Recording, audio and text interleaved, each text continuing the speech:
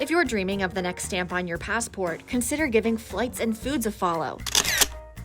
This husband and wife duo, led by photographer Takira, shares their love of travel and food with over 7,000 fellow foodies. We really pick where we're gonna travel by the food. like food. By the food. Yeah, by the food, and if there are kind of interesting sites that we want to see. I mean, you talked about how sometimes you'll interview the chefs or the people at the restaurants that you go to. What kind of conversations? I guess also when you travel, you kind of get to learn a lot about the culture and the country that you're in. What kind of doors does food and conversations like that open? For me, I always say food is pretty much like the foundation of culture.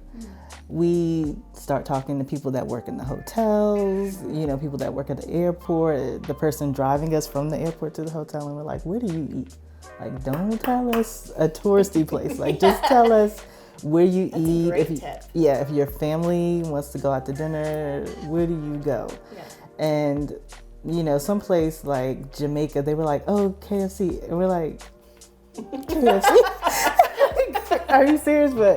But honestly, it does taste different when you go to different countries. We tried KFC in Thailand. It was completely different than America. It was better. First of all, it was better. It tasted fresher. The flavors were more nuanced. It was better.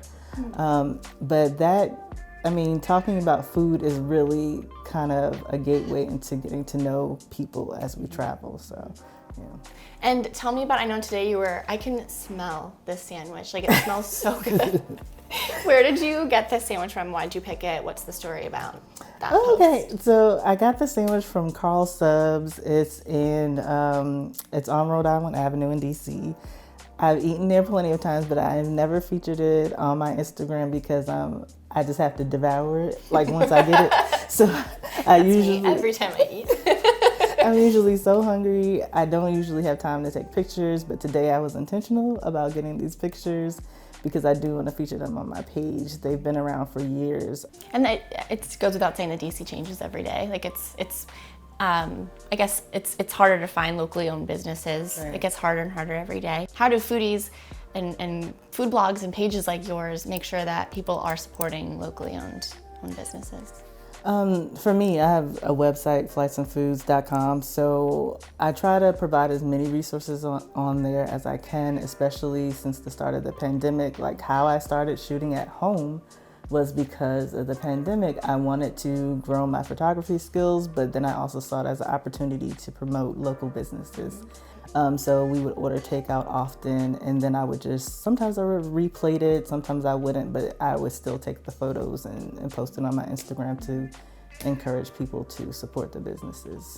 And you also kind of have talked about how your photography has gotten better, how you've started shooting with the camera instead of your iPhone. But what I love about it is that you don't delete your old pictures. No. Even after you've gotten maybe like way better, you don't delete the old ones. Why not? No. Oh my gosh. Okay. So they are not good.